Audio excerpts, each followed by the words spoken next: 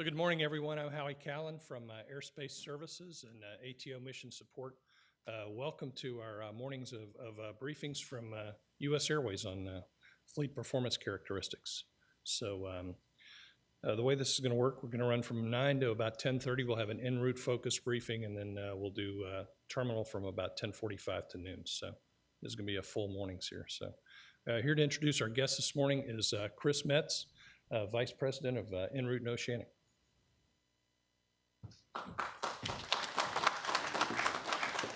Good morning, everybody. Thanks for being here. And we recognize that we're in the new and improved Quesada Auditorium. Enjoy the new seats, the acoustics, and the video that you've got here. It's a great place to have meetings such as this. And we're very delighted this morning to welcome Captain Wes Googe to join us today, and he did so after having originally been scheduled, as many of you are aware, to have joined us around the week of the earthquake. And with the buildings closed and with us trying to inspect to see if the new auditorium could support the operation, we had to postpone it until today. We will be video casting this and preserving it such that it can be used at future times as well. And so keep that in mind as you come forward to either ask questions or as you observe the things that are being taught. We're very grateful to have Captain Googe with us. Let me tell you a little about him. He works with U.S. Airways and is based in Charlotte as a captain of the 737 and a check airman. And about a year and a half ago, he began what we'll call and what we're being happy to receive a part of, a grassroots effort to visit ATC facilities to help instruct and to educate the controller workforce on aircraft performance. As many of you are aware, we have not had the flight deck training program for many years, since 2001, so understanding the flight deck is of great importance to us in the en route environment as well as the terminal environment, and as we have come to find out, it's of great importance to our pilot colleagues. And so with that in mind, he took that grassroots effort, put together a program, which you'll be a part of today, and has been taking it to the field. He's already visited 8 of our en route facilities and 5 terminals. Last week, I believe, he was in Palmdale and spent some time with our colleagues at Los Angeles Center. He's also a prominent member, and you can ask for an autograph following the session if he's up for it. It may cost you just a little bit, but he is a member of our flight deck training video that is currently on the road, training our folks on the flight deck training program that's going on. He's also recently been involved with the optimization of airspace and procedures in the Metroplex, or the OAPM process, and will be representing U.S. Airways in the Charlotte design efforts. So with that in mind, please give a warm welcome and your attention to Captain Wes Googe. Thanks. Thank you. Well, good morning, ladies and gentlemen. It's my pleasure to be here. Thanks to Howie Callan and Dennis Roberts and the rest of the good folks here in the FAA. It'd be my pleasure for the next 2 to 3 hours to share some information with you.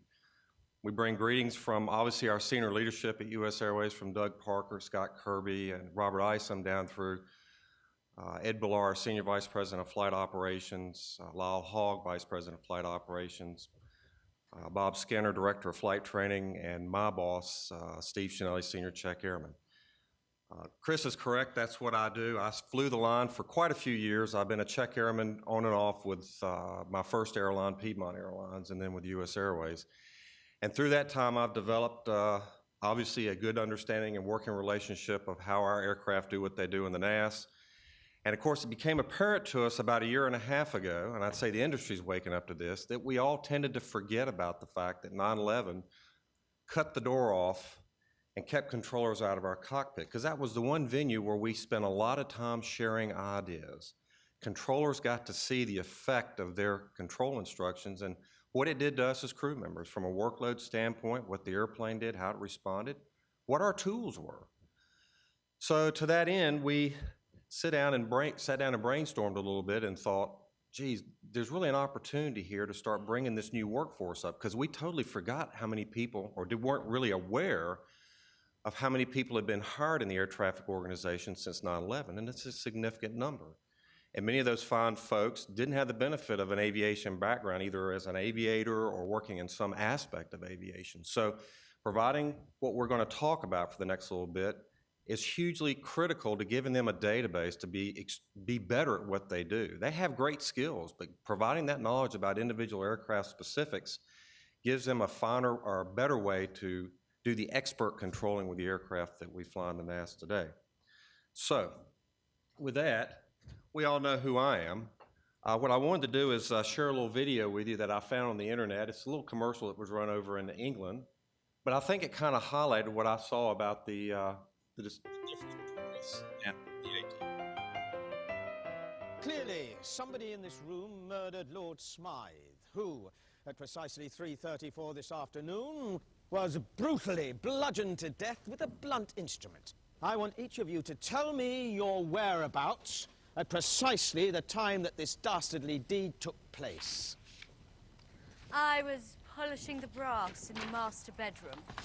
I was buttering his lordship's scones below stairs, sir. Why, I was planting my petunias in the potting shed. Constable, arrest Lady Smythe. But how did you know? Madam, as any horticulturist will tell you, one does not plant petunias until May is out. Take her away.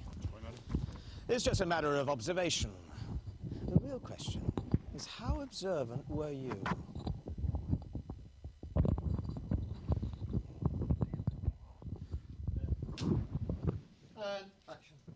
Clearly, somebody in this room murdered Lord Smythe, who, at precisely 3:34 this afternoon, was brutally bludgeoned to death with a blunt instrument. I want each of you to tell me your whereabouts at precisely the time that this dastardly deed took place. I was polishing the brass in the master bedroom. I was buttering his lordship's scones below stairs, sir. Why, I was planting my petunias in the potting shed. Constable, arrest Lady Smythe.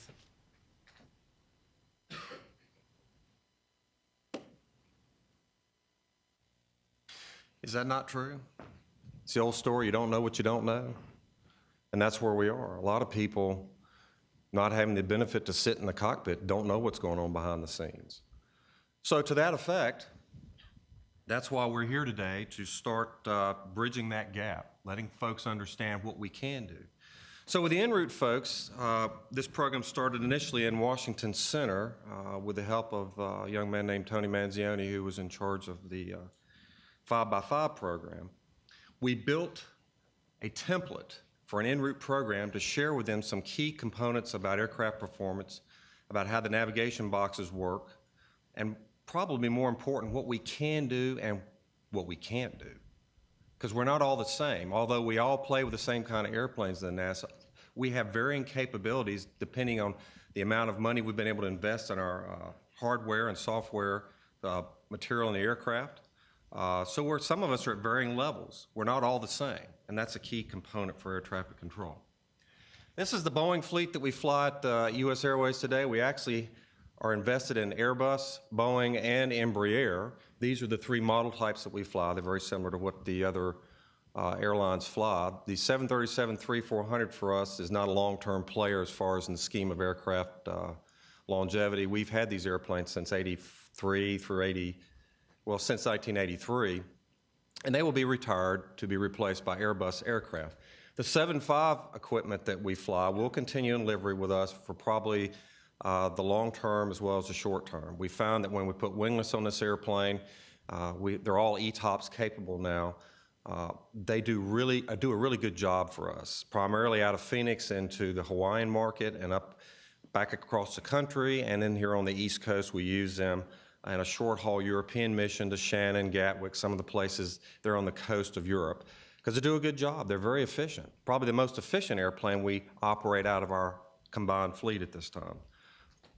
All these airplanes start from a navigation standpoint with a basic fundamental box in the belly of the airplane. The 7576 have three of them. It's an inertial reference system.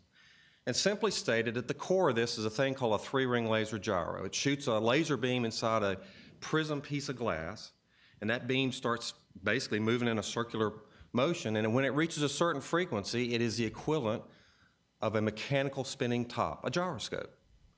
Now this platform is stabilized. We put motion sensors on it to detect lateral and vertical motion, and we tell it where it is through lat-long input. Now the box knows where it is, it senses motion in 3 dimensions, and it drives the instrumentation in the cockpit as far as the attitude indicator, the HSI. Air data computers provide the input and the driving force behind the altimeter, vertical speed, airspeed, Mach number.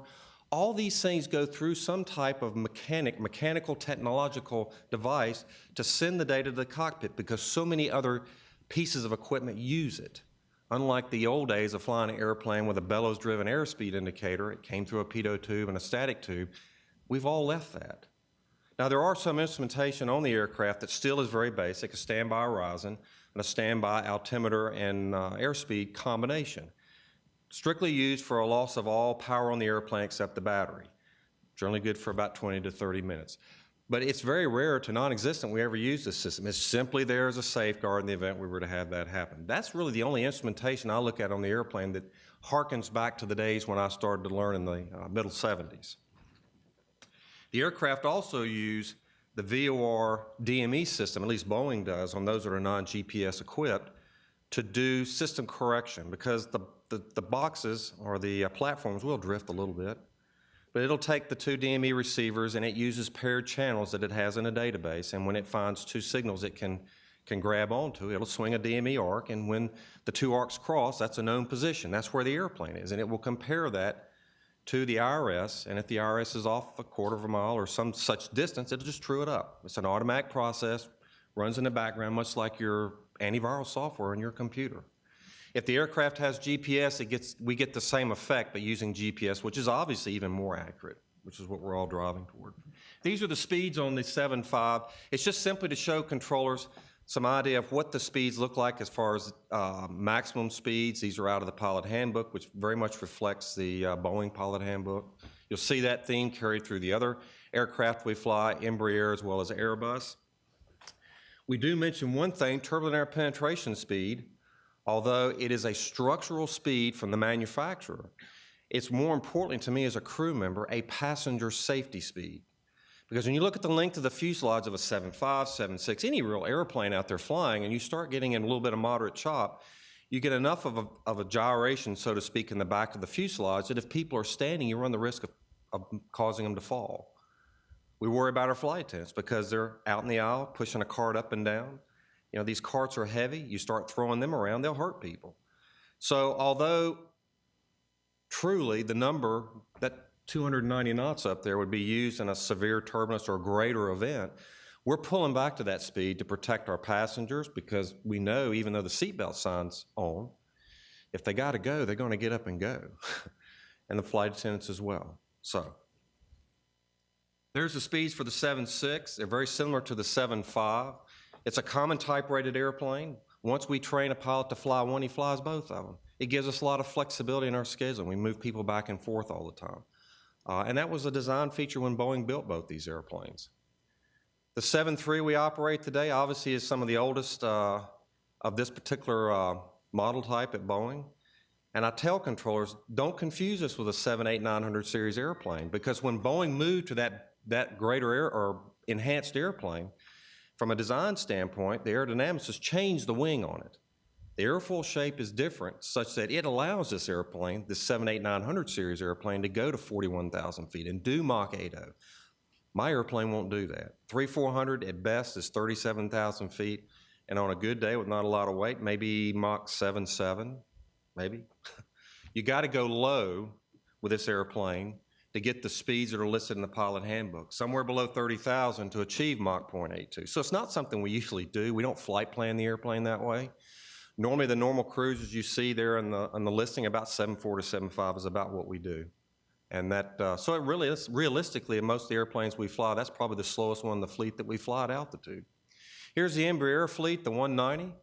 This is very similar to the 195, the 170, 175. So when I talk about this particular model, it really addresses the other 3 model types as well.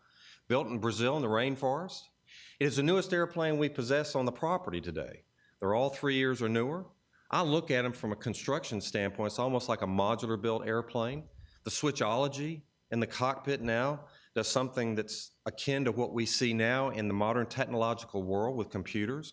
Everything's funneled through 2 modular avionic unit bays in the belly of the airplane, fore and aft, and computers decide how to turn things on. You turn a switch, but you just tell the computer, make this happen. And then it will decide the best way to do it, monitor the health, tell you when something's wrong, when it's broke. It also, in some cases, can downlink that information to our company maintenance people so that they have a good idea what's going on before we ever show up at the gate. And then, of course, the other thing is just like your new automobiles. Plug a laptop in it, do a diagnostic, and it'll tell you which box to replace. Plug and play. Unlike the old days of tracing wiring and other things to find where the problem is and then fixing the component. It has 2 IRSs in it, GPS for system correction, so it's a very accurate airplane. There are the speeds on the aircraft, so it's very comparable with anything else flying the NAS that the airline industry is using today. It's a very capable airplane from a range standpoint. Every day during the week, we depart 2 flights out of Philadelphia going to Cancun and Cozumel in this airplane, which most people consider to be a regional jet, but it's really not. And from a passenger standpoint, it's as comfortable to sit in as these seats you're sitting in this auditorium. So that's a nice airplane from our perspective. A lot of flexibility from a number of seats category, how we size to the market. And there's the Airbus fleet. Now, this is the mainstay of my company's future growth as far as aircraft fleet. We will be much like Southwest, and it will be a predominantly Airbus airline going forward, operating these 4 model types, and as a launch customer for the 350, that will be the one that will come on down the line as soon as Airbus finishes developing and building it. The 319, the 320, and the 321 are a common type-rated airplane. When I train you as a pilot to fly it, and you step on the flight deck, you will not be able to tell the difference between any of the 3 airplanes from a cockpit perspective because they're identical down to every switch. We did that on purpose, or Airbus did. Guys fly these airplanes interchangeably all day long, which gives us the flexibility of putting a different size fuselage into every market depending on seasonal passenger trends. Some places are heavy in the summer and light in the winter. So we always try to leave the gate with no empty seats, and if you travel, you know that. It's always a hard time finding an extra room to move around because there are no empty seats, and that's what we need. The 330 is a standalone airplane for us internationally. It's predominantly tasked with flying out of Philadelphia and Charlotte to all points in Europe. The longest mission it flies today is Philadelphia to Tel Aviv. It's a great airplane from a passenger standpoint. This and the 321s all have Wi-Fi systems in it, so you can surf the net as you're going across the country. Very comfortable environmental and seating. We really like these airplanes. We have discovered, though, there's one caveat, and the en route controllers tell us this all the time, because the one that they pin our ears down on is that 321. Because what we learned is when we fly this airplane in its predominant role, which is east-west coast transfer of people, and you load it up with gas and the weight and the cargo on a summer day, we find the airplane tends to be somewhat climb limited in that it doesn't perform very well. Now, this goes to the fact that all 3 of those model types share the same wing. So a 19, then a 20, and a 21 are all using the same physical size, the engines, all of it. So on heavyweight, hot days, this airplane struggles to get to altitude, and the controls will tell you about it real quick. They say, I think we got to move it out of the way because it just doesn't climb as good as everything else. That is true. But when you look at how Airbus designed this airplane, it was built initially for Europe. And long haul in Europe is really kind of short haul in the US, 800-900 miles. So they sized it more as a short haul, high density airplane. We wanted to go high density long haul. And so we struggle with it a little bit, but it's just something we've learned to live with, and with controllers' education and understanding, they know how to manage it in the NAS. And that's a good thing. They all have 3 IRSs in them, dual GPS for system correction, very accurate aircraft. There are the speeds on it. When you do get it to altitude, it will go fast. Another oddity for us as a crew member, the turbulent air penetration speed is a split number based on altitude.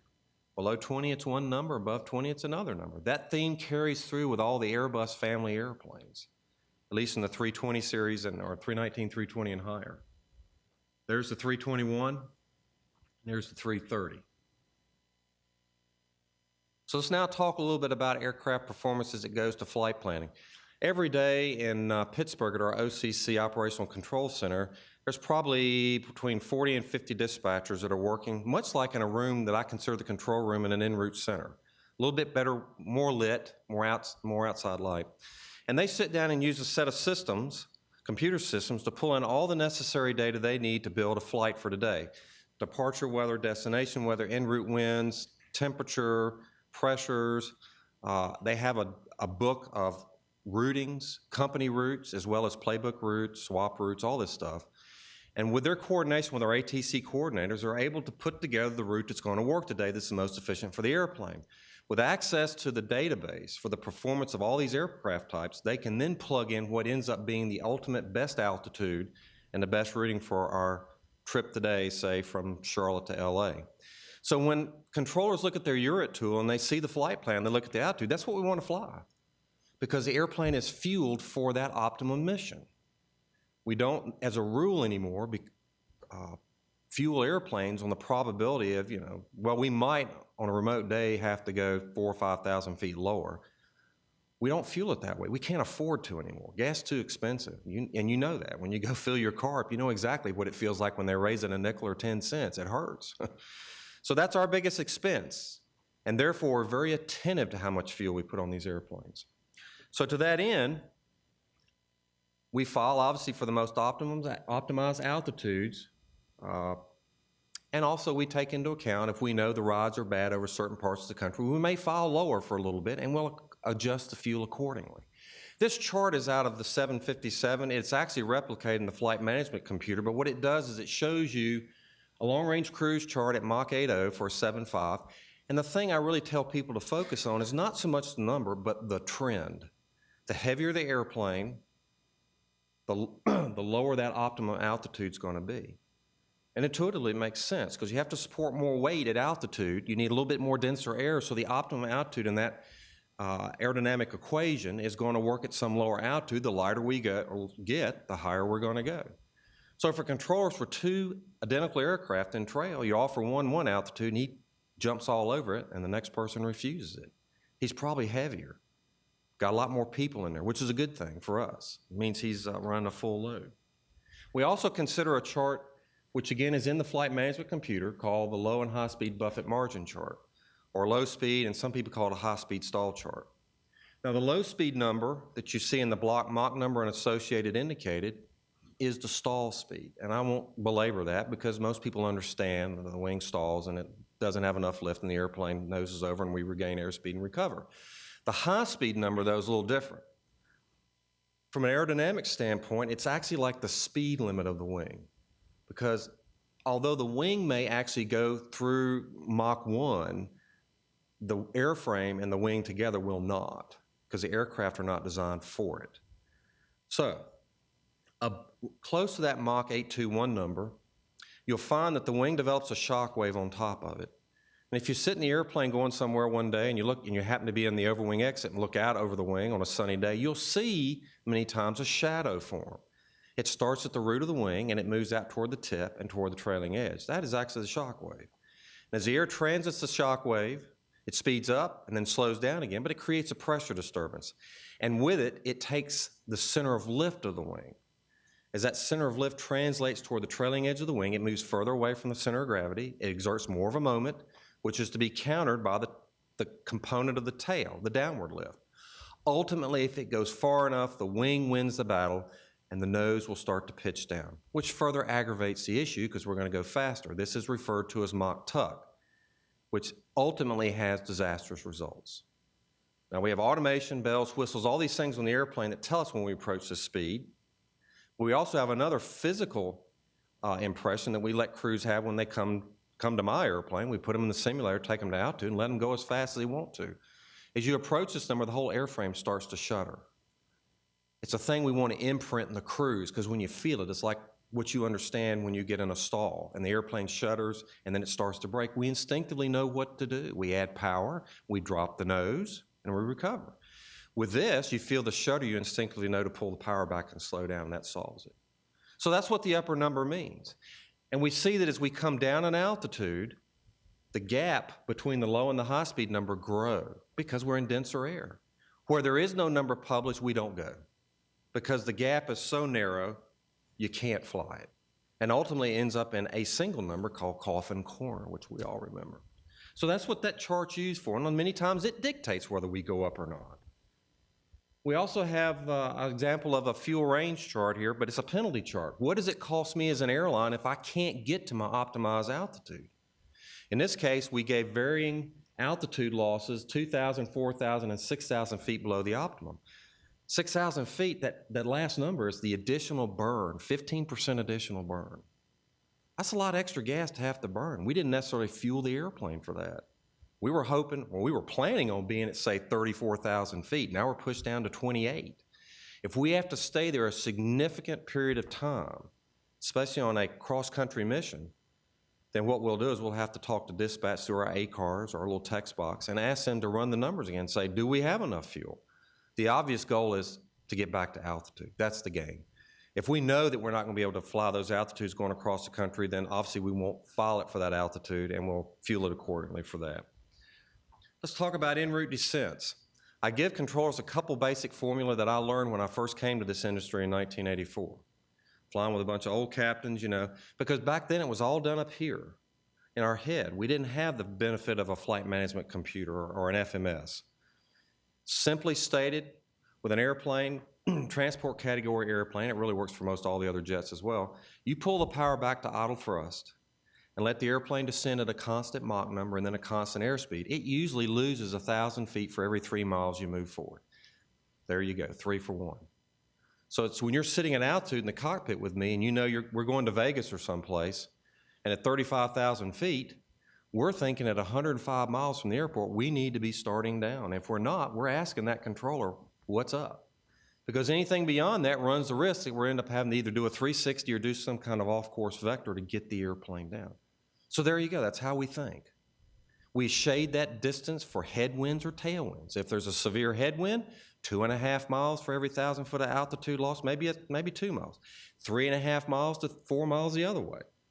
But that's how we've done it. The box mimics that, except it does it in a much more precise way because it knows exactly where it is and it can run that arithmetic calculation, 10 times a microsecond? That's why we have computers. So this is a page out of the FMC and the 737-400 that we fly at US Airways. It's a Smith's box. We set it up for a descent into Charlotte, and on the arrival, since our boxes possess in the database all the stars and SIDs for every airport we go into, they're all in the database with the altitude and or speed constraints. We don't have to do any of that work. It's already in there. Can we create it? Yes, we can. It's a manual input. It's very easy. We can build fixes, fixes around fixes. Anything with a DME, radial DME, or anything that you want, we can do lat long. It takes a little longer for the fingers to crunch the numbers in there, but we can do all that. And then put an altitude and or a speed constraint on that fix. But all these are populated in there, as is every fix in the NAS, every NRS waypoint in the NAS, every holding pattern, NDB, all of it. It's all there. So we pull it up, load it, and it says that when we get to a Dina intersection, we're going to be at 12,250 knots. The aircraft's going to want to descend initially at this target speed of Mach 746 and then transition to 311 knots. That number is derived from a thing that Boeing gave us called Tactical Cost Index. It is a measure of the operational cost of doing business with the airplane as opposed to the price of a gallon of Jet A. The corporation decides how that intermix or relationship will work, and they'll issue us a cost number. Generally at US Airways today for the 7.3, we use a tactical cost index of 45. That's what drives that number up there. Can I make it different? I certainly can. I can populate any number the controller wants, Mach number and or indicated speed. So that's what the airplane's going to do when it starts to descend is meet these numbers. It'll also look at any number constrained either altitude or speed-wise in the descent at any fix and meet it. In this case, the only one we see is the Adena constraint of 12,000 feet, 250 knots. So about 1,000 feet prior to level off in that descent to that fix, it's going to start shading the sink rate to let the speed roll back so that it'll be at 250 knots exactly at that fix. And it knows exactly how much to lead distance-wise on the turn to allow that to happen. It's a very accurate box. We also have a forecast page which allows me to put in there descent winds out of altitude as well as the altimeter change. So it fine-tunes that descent path down to feet. And as we fly the airplane, we can see our verticals. We see a vertical path deviation, which tells us whether we're above or below the path. So we've done all that, put it in the box, and when we're driving along, in this case at 28,000 feet, when that top of descent number, or T over D number, goes to 0, it's counting down, then because we're hooked up to the auto flight and auto thrust system, the thrust levers drive back to idle thrust, the nose pitches over, and we go down for a ride. And we sit there as crew members and watch it with the luxury of being totally involved with our situational environment, both outside the cockpit and inside, versus being only focused on flying the airplane. That's a good thing for me, because we have so many more balls to juggle, as they say now in aviation, than we used to 25 years ago. So it's a good system. It really works well for us. A lot of this has been around for 25 years. We also have a feature called the en route cruise descent. Just allows me to let the box use it to make small altitude changes coming across the country to keep me in the box from an automation standpoint. Simply descends the airplane to 1,000 feet a minute. If the controller wants more than that, expedited descent, then I have to go to the autopilot and use that, either a vertical speed or a level change maneuver, to get the airplane to come down quicker. Either one, I mean, it does what it does. It's a very good system. So we fly the airplane along, we made the descent, but today the controller says, you know, I really was gonna let you go to where you would normally start down, but I can't do that. I got crossing traffic, I need you to start down early. Oh, well, Boeing gave us another tool we've had for 25 years called the capture mode. Now, the good thing about capture, and it's now referred to as descend now, is when I execute it, the airplane will start down to 1,000 feet a minute until it captures the original descent profile at idle thrust, pulls the power back, and then it finishes the maneuver at idle thrust. Therefore, the controller got what they needed, an early descent, but I got what I would like, which is most of an efficient descent as much as possible. So let's talk about descent issues. What would confound the situation in the cockpit and maybe forget to either program or monitor what this airplane's doing? Well, first of all, we train our crews about the difference between cruise and path descents. It's a compatibility issue. You don't use a cruise descent with a star as a rule. It's a very simple thing, but it can be an issue if they made a mistake. Flight crew workload distractions. What interrupts my life and makes things challenging in the cockpit? Well, we developed and contracted with a company now to take care of our medical issues. We don't diagnose sick people. I'm not good at it, and I don't have malpractice insurance, to be honest with you. It would be a deal breaker for me. But that's what we used to do. Flight attendants were trained in CPR. We did the best we could. Do we divert? Do we go on? How do you know you did the right thing? Now we hook up with a company in Phoenix called MedLink, and through a communications link through AirInc to dispatch and then a phone patch back to these doctors, they diagnose the issue. They tell us whether we need to divert immediately or we continue on to destination. Most controllers hear it as the fact that they talk about we need to deviate now or we're going to continue on with a medical problem, need to have someone meet us at the airport. At that point, we're in the execution phase of where we go with this person. What controllers are not aware of is during the MedLink process, at least for us at US Airways, there's a guy offline in the cockpit because he's dealing with this transfer of information between the back end of the airplane and this phone patch to Phoenix. Therefore, when they issue me a control instruction, I'm by myself. Right now, we're not really telling en route controllers that unless we just happen to think to mention it to them, because they understand the deal about when a person leaves to go to the bathroom, because they know a person's going to put a mask on above 24,000 feet. That's the FAR. So they hear the muffled talk in the mask, and they go, oh, somebody's left. So build a bubble around this guy. Give him a little extra room. Well, I want them to know that if I'm doing a MedLink discussion, during the discussion phase, give me an extra bubble. And it's something I'm working with our leadership at the company to include it as part of a notification in the MedLink checklist, okay? The other one is passenger disruptions. And we all, to some degree, understand that. That's humanistic, deals with personalities, it deals with people who maybe, I don't know, had a little bit extra to drink than they should have or came on that way. Or they looked at their ticket and go, my God, they charged me this much, and they compare it to the guy next to them who paid $50, and they get mad about it. I've seen that.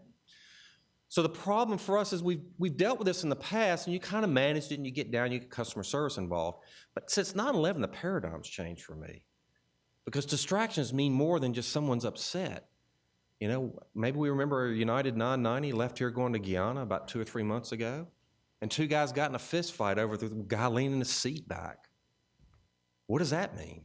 I mean, the crew member's probably thinking, how stupid can they be? And then the next thing that goes to their mind is this. Okay, we're their friends. Who else is in the airplane? That's what I think about now. Because I realize distractions are like a wreck at a car race. Everybody looks there, and nobody looks. The guy behind them gets up and leaves. That's what they want. I understand that. So that's what I think about. I fly currently today with a lot of people who are in the Federal Flight Deck Officers Program. They're armed. We know. No one gets the cockpit anymore. Never. Because we know the ultimate end of that particular maneuver is disastrous for everybody, and we're not going to let it happen. We tell controls, when you come ride with us again on the new FTT program, don't be surprised when a guy has a 9mm Glock that he's going to holster. That's his job. He volunteered for it, but the cockpit gets defended because we can't let it be taken. So that's a change for us, but it does change how you view events in the back of the cabin versus the way it was before 9/11. So it can be a distraction. Let's talk about the Airbus descent. It's called a managed descent. Airbus took a little bit different tack. Of course, they have a nav display because it's a glass cockpit. You can actually see the top of the descent as what they refer to as a hockey stick.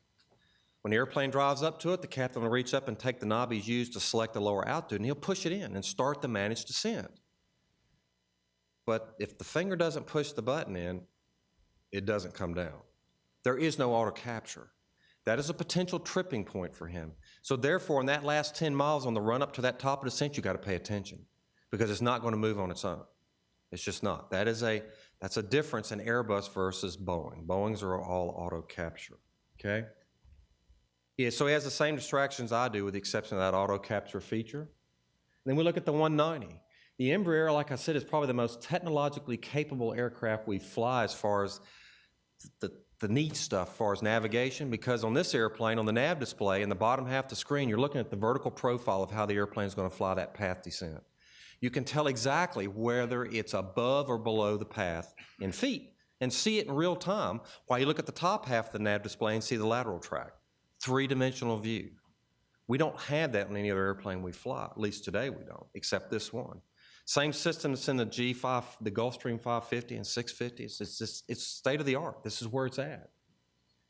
His issues for him, because of the size of the engines in the descent, comes to the fact that it doesn't generate enough bleed air heat at altitude coming through these thin cloud layers. It could ice up. So the engine controls know to ramp up a fuel control schedule to allow it to spool up in power, would therefore make sure the engine doesn't ice up. But when you do that, you destroy your sink rate. So they have to use a speed brake to keep the sink consistent because controller wants you to see you make your crossing restriction. So the controller, it's seamless. They see nothing. In the crew view, it's a workload issue with the speed brake up and down depending on where the ice is on or off. So let's talk about fleet descent issues, headwind, tailwind, descent speed, speed reductions. Oh, there's that 3-for-1 profile again, that green line. Again, that's how we think. And we shade it back for 3.5 for tailwind and 2.5 for headwind. Now, for me as a crew member, what has changed since I started out in the 727 back in 1984 is what the aerodynamicists did at Boeing and Airbus and all these other manufacturers. They made these wings more efficient. They took some of those drag things off, and the ones that remained, they shrunk them in size. Translation, they're less effective. I think of it like having four-wheel disc brakes on a car. You take it to the shop, they strip it all off and give you 2 drum brakes on the front with 2 wheels, and then tell you to go run a race. Your feet are on the brake all the time. It takes all that. So we get the effect by using those devices earlier and probably for longer durations of time to solve descent issues. Notably, the descent issue with a headwind, because as the headwind goes away, the airplane picks up ground speed, it starts to push out in front of the profile, and we have to drag it back down from the red back toward the green line. And the speed brake's the way we accomplish that because we're already at idle thrust. A little bit more work, but it's certainly manageable.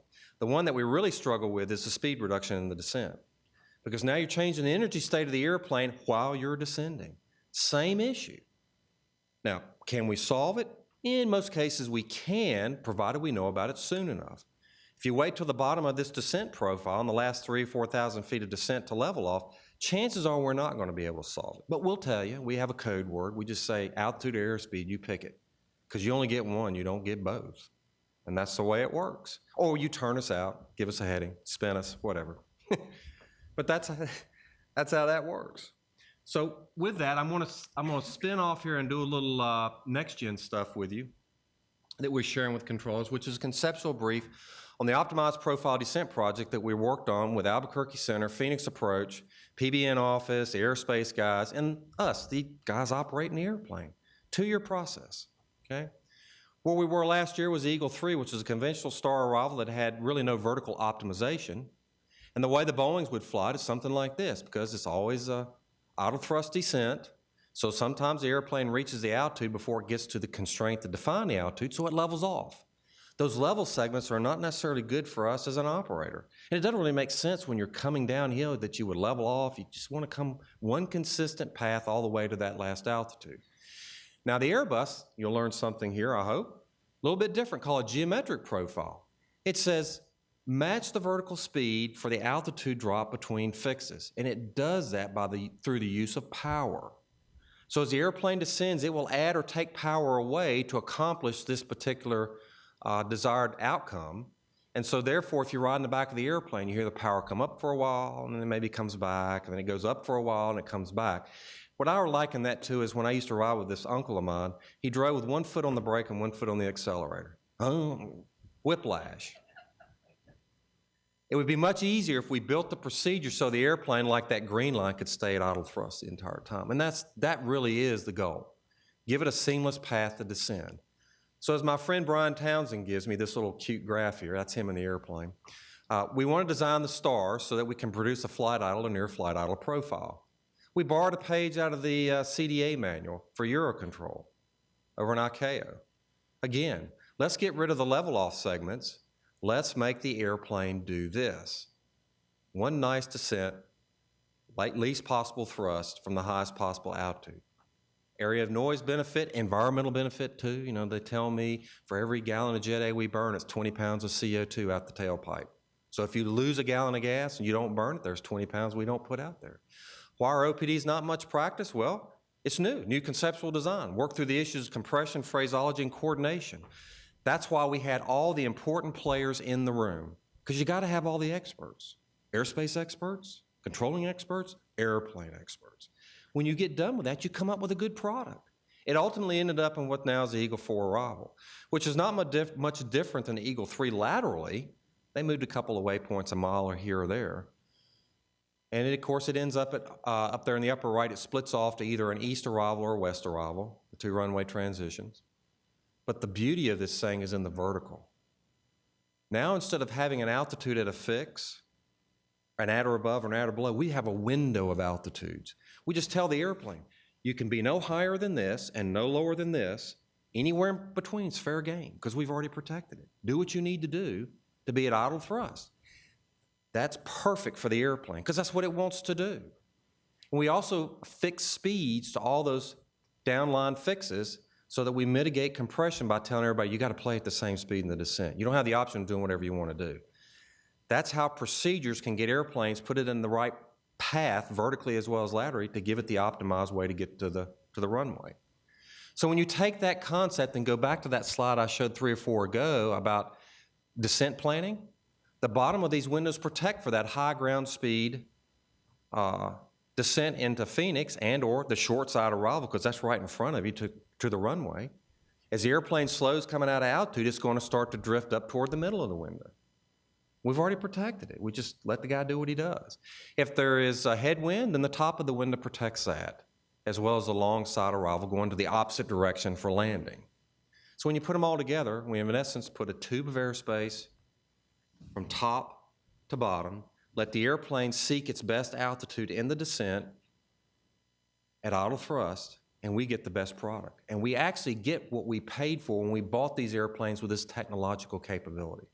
Now, in today's world, we can fly these manually. I can fly the same kind of arrival without the box. I'm not as good as the box, but I can make it work. I've been doing it for years anyway.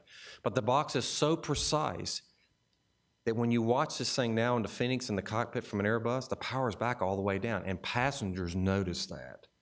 They hear it, the power comes back, and it doesn't come up for like 10 minutes, 15 minutes. What's up with that? Until eventually you hear the guy turn on, you see him turn on the funnel, you feel it, gear throws out, and the power comes up, and we configure and land. That's the world we're moving towards. This is how Next Gen will help us. We've trained all this with our crews for 2 years, how to work the descend via phraseology, how to fly the airplane, how to manage it, being pulled off the arrival and put back on. We've been doing this. So as an industry, we're prepared to move forward. Now we have to create the airspace through procedural changes to allow us to do that, and that's what we're working on. So let's talk about en route holds. Fleet types will honor protected airspace for the holding pattern, early notification helps with fuel speed adjustments for max hold times. Communication of realistic hold time helps me as far as fuel planning. We as crew members know we have to have an alternate when weather dictates, but we're not real crazy about it because alternates generally create us a logistical problem and a passenger problem. Nobody likes going to Harrisburg, Pennsylvania at 11 o'clock at night when they were going to Philadelphia because that usually ends up in a bad bus ride into Philadelphia. And when you wear a uniform, you are the target of all anger. Because we know everybody possesses a cell phone, right? And who are they calling? Mama or daddy at the house, and they're all saying, "Well, it looks great to me. I don't know why you can't get in." Oh, they just had it out for you, son. They just didn't want you to get to the airport. It's in airlines, they do it all the time. I hear it, I know. I've been shot. It's like Custer's Last Stand. You're in the middle and they're all shooting at you. So we try to get there by managing our fuel. As soon as we know we're going to hold, even if it's 60 miles ahead of us, we're slowing back. Get to our holding speed. Why? We employ a thing called linear holding. Drag your feet to the fix so that we've chewed up enough of that EFC that maybe we do 3 trips in the pattern and then we go on to where we go. That's the idea. Once one heads that way, the rest of us figure it out. We move right with them because we all have the same issue. Fleet accuracy. These airplanes with a DME update are usually good within 0.2 of a mile of a known position. If it's got GPS, it's 100 feet. That's important for future of R&P and SAR approaches and all these things that we're working on as an industry and the FAA. Let's talk about flyover versus flyby convention. Flyover is easy, it just bore sights the fix and hits it. The flyby is a little different. The box uses this known ground speed, ground track, and the angular bank the airplane can employ in the turn, and that's how it figures out when to start the turn. The faster you go, you got to lead a little bit so that you can just cross that, hit that fix with the wingtip and go out the new track. And then, of course, it has something to do with course track geometry as well. It looks something like this, barring a plate out of Charlotte. The CAFO's the flyover and the CATSI's the flyby. But now we learned something when we got involved in the Airbus program years ago. It's got this thing that it does above 10,000 feet with course changes of greater than 40 degrees as a rule. The Honeywell system, which is in the older model Airbuses, it has a relationship with the flight control computer. And once the airplane gets above 10,000 feet, Airbus decided for passenger comfort issues, their word, not mine, that it starts to shade the amount of bank the airplane can utilize in the turn, such that when you get to altitude in the mid-20s and higher, this airplane's only using 5.5 to 7 degrees of bank. That's a pretty shallow rate of turn. So what you end up with is you end up with something that looks like this. Good old Boeing hitting the fix, and the Airbus does this. Now, from a controller standpoint, that's a rude awakening if you're not prepared for it. And those in the room that have worked en route, they know. They're shaking their head going, "Yep, seen that one, got that T-shirt." We hope they don't. But the problem is it can't use enough bank to make the turn. Now, the newer model boxes put in these Airbuses made by Thales, British-made company. GE has the rights to build it here in the U.S. That's going to new installs. It doesn't do this. It does like the Boeing does. So there is a difference out here. Right now, U.S. Airways has equipped, as of my last conversation, the entire Airbus fleet to Thales. So we've kind of left this issue behind. I understand that Delta's done the same thing and United's somewhere in the middle as far as conversion. But we still have Spirit and JetBlue and USA 3000 and Virgin America and some of these other foreign carriers as well as UPS and FedEx that fight this issue. It's what the box does. And it's a certification issue because, as my understanding is, there is no standard when it comes to box manufacturers as how they have these airplanes make these turns. There's no standard, so they can do what they want to do. So when I ran this program up in Potomac back last fall, they sent me this little ditty after I left after about 2 weeks, and I thought I'd share it with you. FedEx 1282 Heavy, proceed direct launch, join the Terps departure. Direct launch, and then we'll resume the Terps departure, FedEx. So here's FedEx off of Baltimore, Washington. He's just made a right turn. He's going to fly to this intersection originally Terps, then Wants, and then he goes down here to the left toward a fix called Jimmy. The controller gave him an obvious shortcut from here up to once and then make the turn, saving him maybe a half a mile, good thing, okay? But unfortunately, he was not prepared for what this FedEx was going to do. It just caught him off guard.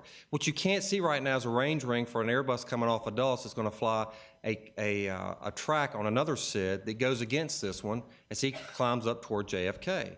The SIDs are procedurally separated, okay? So there's nothing wrong with the way the procedures were built. It just depends on what the airplane does. So when we fast forward this, you'll see what happens. FedEx 1282 Heavy, turn right, heading of 310. Right turn 310, FedEx 1282 Heavy. And there's a United Airbus passing at 2 o'clock and, correction, 10 o'clock and 3 miles eastbound, leaving 15,000. Yeah, FedEx 1282 Heavy, we got him in sight in the rain here, and we did get an RA. FedEx 1282 Heavy, roger. You direct to once? Yes, sir, we're direct once, but to make the turn to Jimmy, it's given us a lead turn so that we don't overshoot Jimmy. FedEx 1282 Heavy, roger. You're about 8 miles. You started that turn about 10 miles from once there. Maintain 17,000 heading. That's a lot, isn't it? That's at 14,000 feet, not at 26. So for us, it was an awareness issue. I can't change this thing. It's the way it was built, but I can at least tell controllers, heads up, be aware, okay? And there's been a lot of discussions in the facilities when we show this and we talk about it afterwards. We get good feedback and good Q&A stuff. TCAS, let's talk about TCAS. What I'm gonna do is show you something I borrowed from my friends at United in Denver. This is a 7.6 simulator. We're in the simulator at 19,000 feet doing 440 knots across the ground. The traffic that you see is that little yellow diamond that says plus 05. He's coming at me head on, the same ground speed. So we're 880 knots closure rate, okay? TCAS is traffic alert and collision avoidance system as we know it. It's two Mode S transponders talking to each other. Matter of fact, we talk to everybody in the NAS when we're usually within 30, 40 miles of the aircraft. We see all these targets and they're talking to each other and looking at trajectories, okay? TCAS is designed to keep us separated. It's usually done based on time, not distance. It's called delta tau, how close you get in time. So this guy's coming at me, and at some point he's going to start descent. Understand that TCAS can give me as a crew member up to 11 audio commands as well as visual commands on how to fly the vertical with this airplane. Okay? They're all hand-flown maneuvers because, quite frankly, I'm going to move a lot faster than a piece of automation. Skin in the game, so to speak. So we'll see this work its way through, and we'll see some things that may not make sense to you initially, but for purposes of demonstration, we kind of played around with the thread a little bit to show you the variability of the TCAS. Traffic. So now there's the TA thread advisory. You see it went to a circle and it says plus 05. The numbers are climbing down or descending down because the airplane's descending. You see the arrow that indicates the traffic's descending at least 550 feet a minute. Descend. Okay, so there's the TCAS RA. It's a red square. We've now moved the airplane down to about a 1,500. Oops. Climb now. Climb now. Climb. Now the TCAS is directing a climb from initial descent. And this little trapezoid tells me where to put the pitch of the airplane as I hand fly it. That looks pretty close.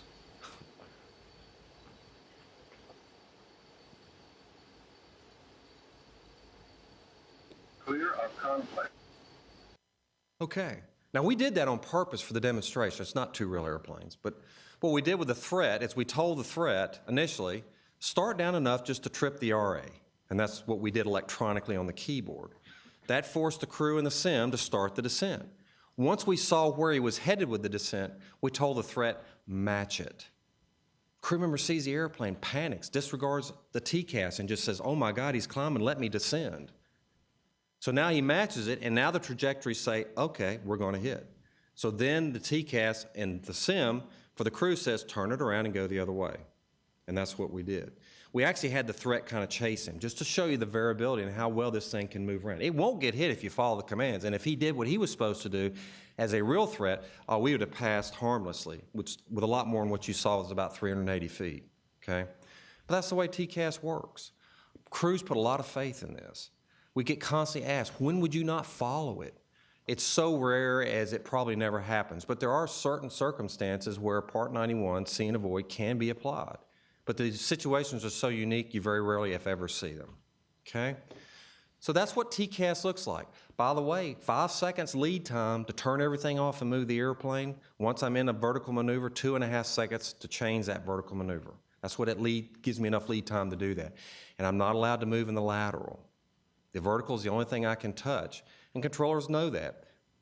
Don't waste your time talking to me about an altitude because I'm not listening to you. I'm all in this box at that point. Okay, so the first thing that gets asked is, well, if you could see the airplane, wouldn't you just move? And I said, well, seeing the airplane's half the battle. But I had a couple little videos up here to kind of make the point. This one's easy. That's a 7.6 at 370 head on with you, and you're at 38,000. But he's got a contrail. Okay, that helps. That helps a lot. Does every airplane contrail? No. And when you see the closure rate, he's only 1,000 feet below us. Gone. Good old RVSM. That's why we have it, right?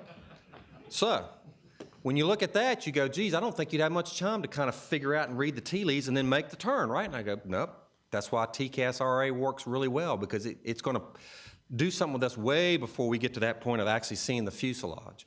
But in most cases, this is what we see, or more importantly, what we don't see. Okay? Look up, look out the window. This is a glass ND on a CRJ. And what do you see? Cloud formations, buildups, haze, thin layer cirrus. I don't see an airplane. Where's the airplane? I know he's there. Keep looking. Oh, there's a glint. Oh, there he is. And as soon as you acquire him, go past the window frame. Oh, he's gone again. Like, how can you do that? So visual acquisition and maintaining that acquisition is tough, especially at en route altitudes. Lower, it's a little easier. So again, all I can offer is, if we ignore this little piece of traffic right here, and just look at this VFR advisory right here, 800 feet above me, and we're working en route center, going someplace. Maybe he's at 11.5 and I'm at 10,000 feet or whatever. And the guy just decides to do an abrupt left turn right in front of me descending. The RA will go off, but it's just me and him. There hadn't been anybody on the radio for the last 15 minutes. Conceivably, you can turn the autopilot off and just make a right turn and go right behind him as he moves from right to left. And truthfully, I've done that before, almost 15 years ago, with a small light general aviation twin who did exactly that. So see and avoid does work. Problem is, if the traffic's behind the airplane, you can't see him.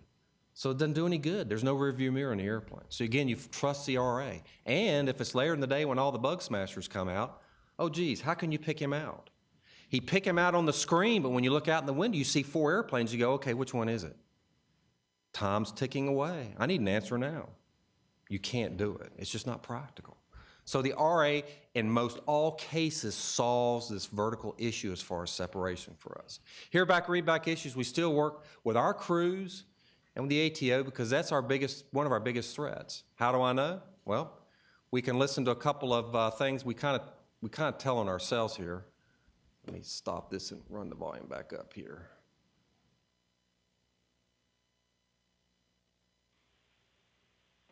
Cactus 1021, descend now to level 260, cross Olene 13,000 at 250 knots, tap altimeter at 3010. 3010 and down to 260 now, and Olene at 10,250 knots, Cactus 1021. And Cactus 1021, it's down to 26 now, Olene at 13,000, 13,250 knots.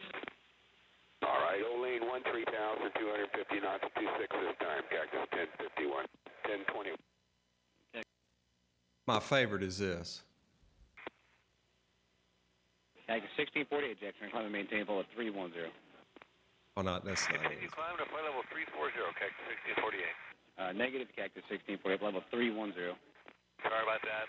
310, thanks for confirming. Cactus 1648, 310. Not a problem, sir. And that's what we want to do is confirm it. Cactus 1675, Jackson, under climb and maintain full level 260. Climb to flight level 270, normal speed. No, sir. Cactus 1675, climb and maintain full level 260, 26,000. Leaving for level 2400 normal speed. Climb to flight level 260 and out of, what was it? 24 normal speed, Cactus 1675. We're all human.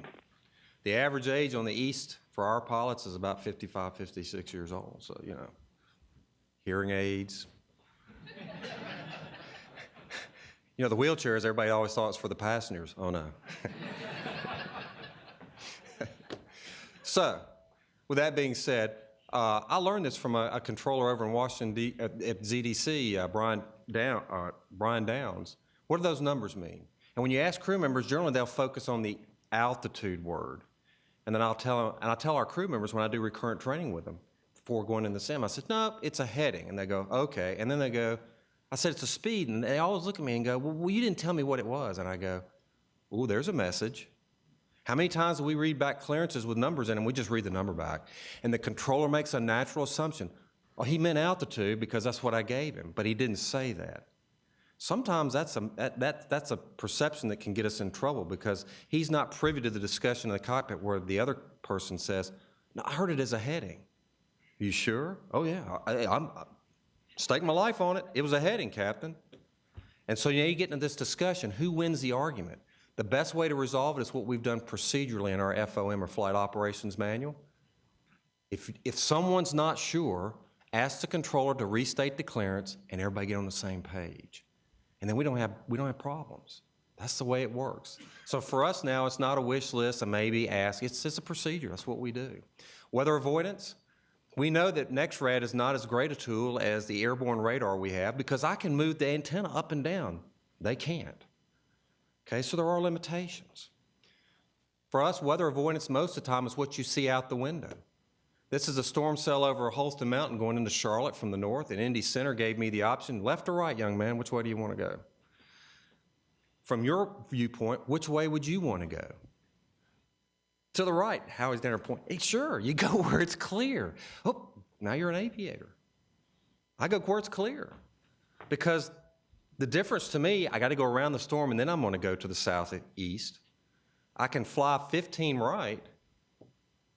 I can go left, but I'm going to go 40 left. Because I realize with that downwind component, all that wind blowing the top side of that stuff, you give it a bigger berth. So sometimes it's easier to take the upwind jog, not the downwind jog. You avoid all of it. And then go in behind the storm and proceed on. Oops, what is it doing here? See if I can get it to, well, I had another picture here. I was going to, well, let me just get out of it. I can pick the one I want. This one right here. As you get close to the storm, we were getting ready to start the turn. You see this cloud layer above the, to the right of the storm. It's cirrus clouds. It's mostly ice crystals above the freezing level is what it is. And when you fly through this stuff, the tendency it has is to charge the airplane from a static electricity standpoint. And it takes the receivers in the airplane in the tank. It breaks the squelch, puts a lot of white background noise in there, actuated with pops, squeals, whistles. If there's lightning moving between cells, it's very difficult to hear controllers speak when you're in this stuff. It's no different than getting in your car, find the AM side, which nobody listens to, but find a place with no station and just turn it up. That's what we hear. And it just stays constant until eventually you pop out of this stuff and the static electricity finally is able to be discharged, and it clears up immediately. It's also the same time when we'd be susceptible to St. Elmo's fire. We used to remember that, taking our finger and running that purple lines around the windscreen of the airplane. You used to think it was neat, but that's all part of it, okay?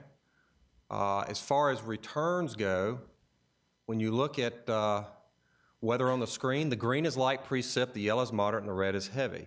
You generally look for those open areas to fly through doing weather avoidance if you don't have any visual outside clues like we just saw. Sometimes when you have widespread rain events where you have a low pressure area in here, you fly through the green and to some degree the yellow. It's not a terrible ride. Might be a little bit of a light chop. We still tend to avoid the red because even if a widespread rain event with no vertical development is just a lot of downpours, the heavy downpours still will give you a little bit of chop, so we'll avoid those. But it's just part of what we've done for 30 years. I mean, there's a guy in this country, Archie Trammell. He taught us how to use the weather radar expertly, how to read storms, how to know how to penetrate and get through them. That's what we spent years learning how to do and do it every day. So it's just not that big a deal to us. You get severe storms, all red and very little yellow or green, usually avoid those. because it's not moving anywhere, and with all that red, and you can't quite see it, there's some purple in here. That's a Doppler effect with these new radars. It shows shear in the storm, significant shear, kind of things that break things apart. This is a storm system where there's several cells. In case that the controller can't offer a left turn with the airplane, then we just take it here through the green and navigate between the two big pieces of the weather, and then pop out on the other side and proceed on. That's exactly how we do weather avoidance. It's how we navigate to get from one side of a line of weather to another side. Fleet request no early descents if possible, no cross-country directs, in sector okay. What does that mean? I tell the folks in LA last week, no Hail Mary pass from LA to Charlotte direct. We won't take it, because we've learned that there's so many factors that affect this airplane going across the country, most predominantly wind, that we can punish ourselves going Great Circle route, spend more time in the air and burn more gas, which is not what we want to do because of this effect here. That high-level jet stream starts dipping and diving around the country. Flight planning or dispatch will start altering these routes, much like sailing. Keep the nose out of the wind as much as possible to a certain degree, and when you can catch the tailwind, grab it, okay, to a certain point. Because, again, we've realized the relationship of extra miles flown at a higher ground speed, you can do that to a certain point where you'll still spend less time in the air than if you go on the Great Circle route. So as a rule, we like to use that. Utilizing the NRS waypoint system was created 5 years ago to accomplish that. That's why we put all those waypoints in the database. Currently 1,600 of these in the NAS today. That's what the website, the FAA tells me, 6,600 at some point. Don't know when that's going to happen, but that's the ultimate goal. We can take a case study of smoothing out a route. This is a LAX to Charlotte trip. The blue line is the conventional routing filed over VORs and jet routes. 2 NRS waypoints here and here smooth that whole route out and make it basically a Great Circle route. No wind, this particular idea. So we shaved 20 miles off that route. 20 miles doesn't sound like a lot when a 1,945-mile trip, but in our world, that's huge, because that's every day with every airplane that comes this way. And we're all doing it now. You talk to controllers and you ask who probably refuses the most any kind of directs, those long-haul directs. United. They arguably do one of the best jobs in flight planning. And we're working very quickly to get right behind them because we see the benefit to us as an operator. We have to do it. We don't have a choice. The other place we use this is sometimes when we can mimic what controllers are doing with this. This is a Vegas to San Fran trip. Using the conventional nav-aid system, we would normally have to go up here to Coaldale and then hang a left turn for the arrival into San Francisco. Controllers would cut us a shortcut up here into Oakland Air Center's airspace. And we thought, well, if we had a fix, we could get around these 2 MOAs up here and then just make the turn on our own. And that's what we did with that fix right there. Now we actually helped the controller. We took a transmission off the table for him because we're going the way he would have sent us anyway, as a rule of thumb. So in some ways, we can actually use these waypoints to assist in traffic management by trying to, again, mimic what the controller has given us as a daily routine into some of these places based on the constraints they work with. Let's talk a little bit about next gen. I added this piece for your briefing. I don't usually get this far in the weeds with the air traffic folks because trying to get to a baseline, but we've partnered with the FAA over the last several years. Most notably, our Airbus program is the platform we're using to do a lot of this development. Our 330s are being equipped and have been equipped with electronic flight bags. Not the iPad, but an electronic flight bag sits up on the windowsill on a mount. Okay, it houses all the things that are pertinent to the airplane: the nav database, the charts, the approach plates, the pilot handbook, the FOM, everything that we would normally carry in a flight kit paper-wise is in this particular device. But it also gives us some other tools when we couple that with ADS-B.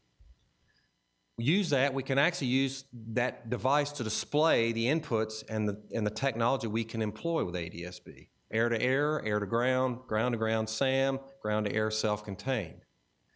This is what it looks like in a 320 that has the same type of EFB, because we have a percentage of our 320s as well that are equipped, mostly in the Northeast, running the New York shuttle up to Boston and back to DC.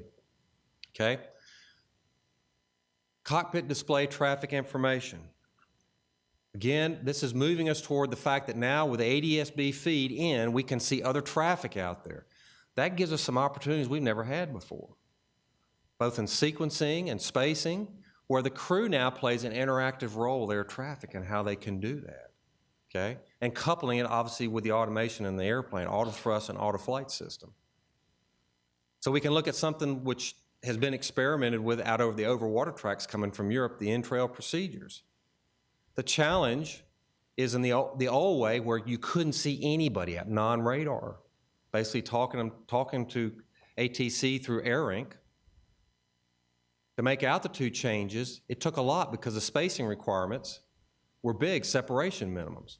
But now with this new system, be able to see these airplanes out here, you can reduce these separation standards to give us more flexibility in moving to different altitudes for efficiency, which again is what we're looking for. Utilizing and leveraging the technology to make us better at what we do with the equipment we have. Therefore, creating these so-called entrail procedures which enable the climbs and descents where current non-ADS-B separation standards will prevent desirable altitude changes. Benefit, good. This is where we want to go. This is the things we're looking to that the technology will give us. Also, you see it in the vertical view. You see there below the lateral view, you see your airplane and the other one's on the tracks above and below you. That's the future, guys. Merging and spacing, using the same tools.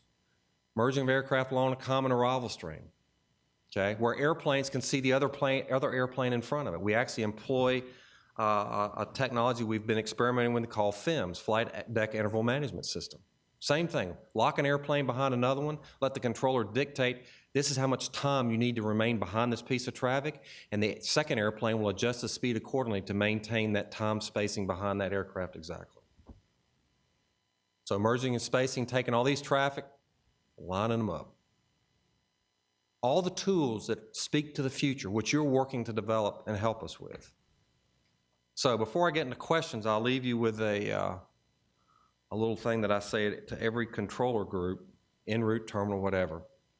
The thing that I think we forget about sometimes is that the traveling public looks at us realistically much like they look at people who take care of very important needs for them, whether it's medicine, accounting, legal, the professionals. That's what we are. Professionals fly airplanes, professionals manage the traffic, build procedures, and regulate the airspace. It's an important aspect of what we do. I think sometimes we as a group forget that we are professionals. It's a job, you come in, you get your check, you do your thing, you go home. But you can't forget a lot of those people that I see every day, they walk on and they don't give a second thought about, could I be in harm's way today? Is something bad going on? They don't think that way. They think about other things, which is what I want them to think about. Going to the beach, getting a little drink with the flower in it, and having a great time, that kind of thing. I like that, you know, because that's happy. That means they'll come back and spend more money, and we can continue to survive another day and make payroll. But it is a profession. Controllers do a very important job. They can't forget it. I tell them to come to work and think about that. Be proud of what you've done and what you will do. You didn't get there because someone gave it to you. You didn't get here because they gave it to you. You earned the right to be here. Okay, just like I earned the right to fly this airplane. I touch on any given day maybe 500 to 600 people, their lives. I take them up, defy gravity, and I put them back down, and they go about their business. I look at controllers. I can look at Darren and say, how many people do you touch in a day working en route at Atlanta Center? 5,000, 8,000 on a busy day? And all those people never know that he took care of them, got them up, got them down with no consequences. That's what they pay their money for. We cannot forget that. So as a group, we have to, as we march forward with the next gen, work collaboratively. We all have our individual piece of the puzzle, the key. You have the airspace, the technology, some other technical issues that are the keys to make airspace good for these technically advanced airplanes to fly. I have the airplane experience. That's what I spent 28 years doing, was building that experience and learning the technology.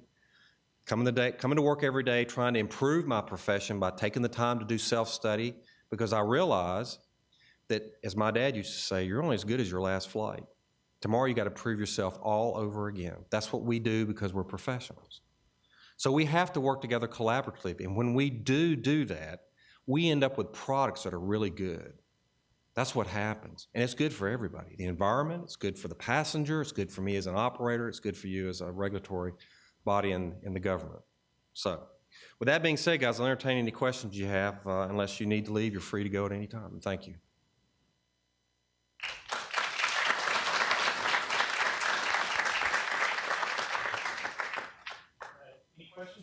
Oh, yes, sir. Go ahead. Hi, my name is Bill Copeland. I'm a retired American Airlines 76 captain. And when I left in 2004, the only thing that the navigation could really do was fly along a track to a fix. I don't think there was anything in that could do an interval management in terms of seconds. And I noticed you're using the 330 for that.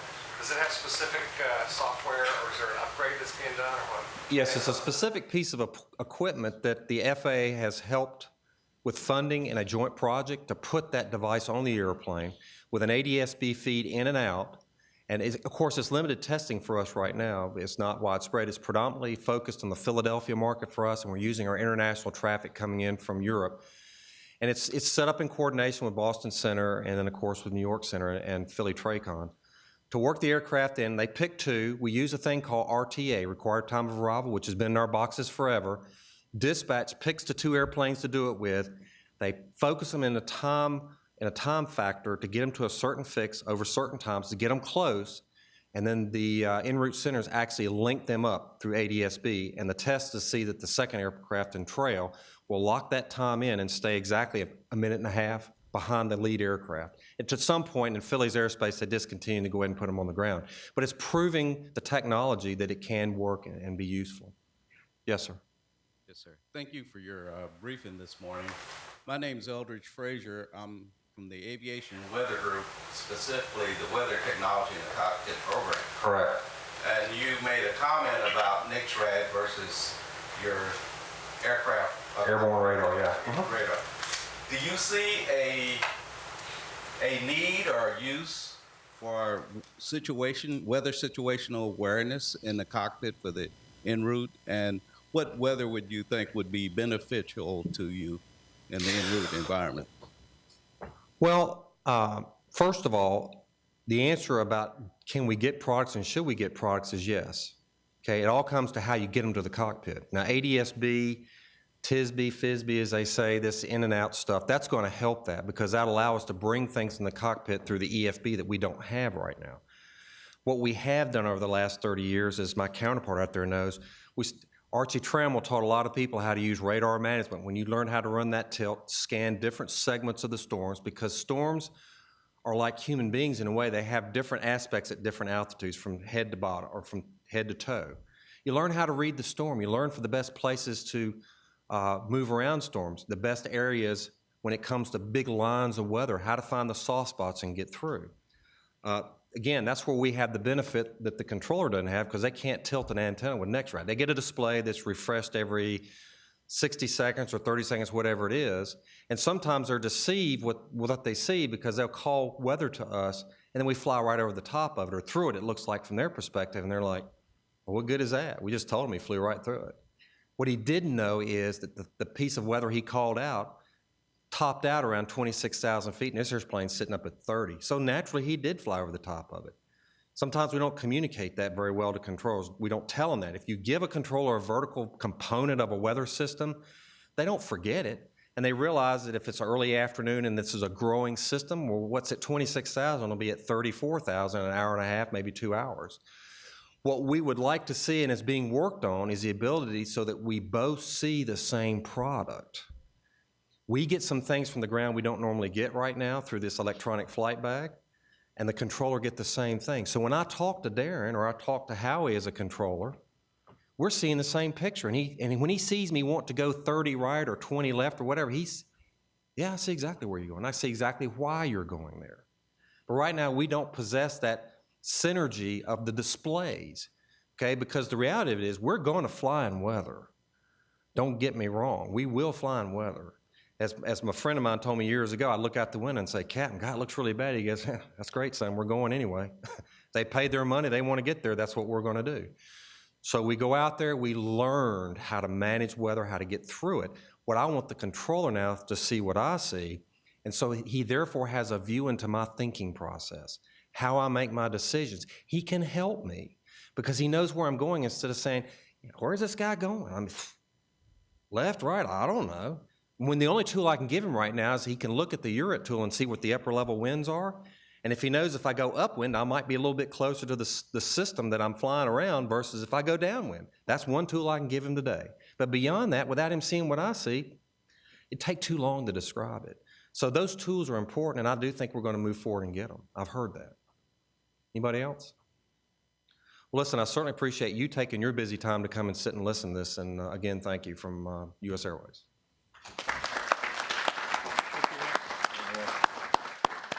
All right. Hey, thanks a lot. We're going to take a break, let Wes get a cup of coffee.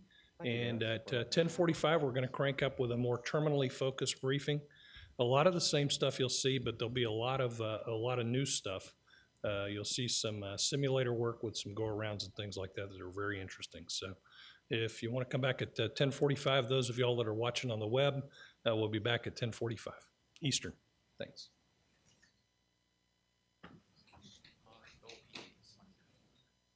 Yeah.